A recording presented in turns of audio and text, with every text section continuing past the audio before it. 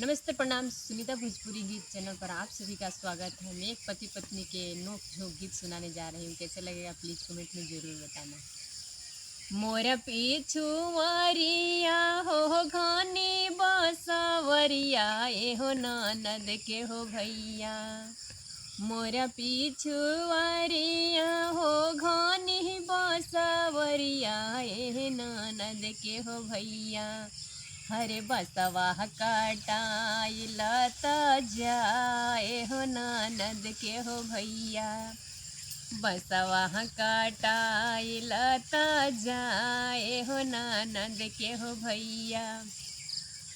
बसवा कटवहल त बड़ा नीमन कैल हो ननद के हो भैया। बसवा कटवाला तहे बड़ा नीमन कैल हो ननद के हो भैया। मड़ई छावाइल तह जाए हो ननद के हो भैया। मड़ई छावाइल त जाए हो ननद के हो भैया। मड़ई छावा वहला तह बड़ा नीमन कैला हो ननद के हो भैया। मड़ई छावा वहला तह बड़ा नीमन कैला हो ननद के हो भैया। हरे लड़िका हो खाइला त जाए हो ननद के हो भैया। लड़िका हो खाइला त जाए हो ननद के हो भैया। हर लड़िका हो खवहला तहे बड़ा नीमन कैला हो ननद के हो भैया।